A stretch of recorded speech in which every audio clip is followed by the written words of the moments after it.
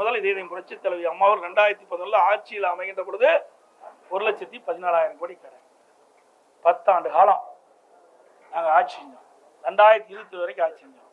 அப்ப ஆட்சி முடிகின்ற பொழுது 5,15,000 கோடி கடன். ஆக 10 ஆண்டுல நிறைய திட்டங்களை கொடுத்தோம். இடையில கொரோனா, ஒரு வருஷம் எந்த வித வருமானம் கிடையாது, வருவாய் வருமானமே கிடையாது.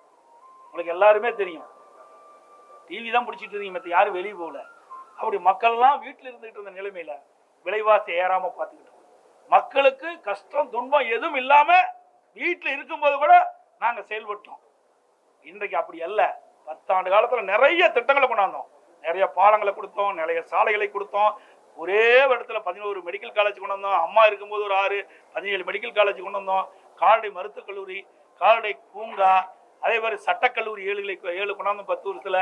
அப்புறம் கலை அறிவிப்பு கல்லூரியை நிறைய கொண்டாந்தோம். பாலிடெக்னிக் கல்லூரி, வேளாண்மை கல்லூரி, பொறியியல் கல்லூரி, இப்படி நிறைய கல்லூரிகளை திறந்து இன்றைக்கு இந்தியாவிலேயே உயர்கல்வி படிப்பதில் முதல் மாநிலம் என்ற பெருமைக்கு அதிமுக தான் சொந்தம்.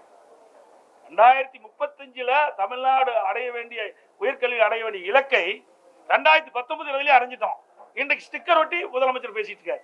இது நாங்க ஏற்கனவே அச்சீவ்மெண்ட் பண்ணிட்டோம். 2019-20 உயர்கல்வி படிப்பதில் 100க்கு 52 பேர்.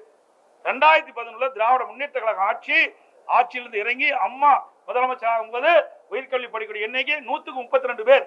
அப்படி என்றால் இந்த இடைப்பட்ட 10 ஆண்டு காலத்துல கல்வியில புரட்சி மறுமலர்ச்சி, அதிகமா நிதி ஒதுக்கீடு செஞ்சு அதிகமான கல்லூரி திறந்த நுழைவாக ஏழை எளிய நடுத்தர குடும்பத்தைச் சேர்ந்த மாணவ மாணவிகள் பட்டப்படிப்பு அதிக அளவில் படித்து 100க்கு 52 பேர் உயர்கல்வி படிக்கக்கூடிய சூழ்நிலை நாங்கள் உருவாக்கி தந்திருக்கிறோம்.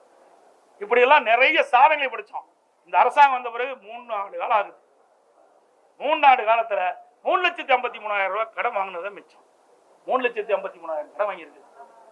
அப்ப எத்தனை புயல், கஜா புயல், வர்த்தா புயல், என்னென்னமோ புயல், நிறைய புயல் வந்தது, வறட்சி வந்தது, அத்தனையும் தாக்கு பிடிச்சி நாங்க சிறப்பான ஆட்சி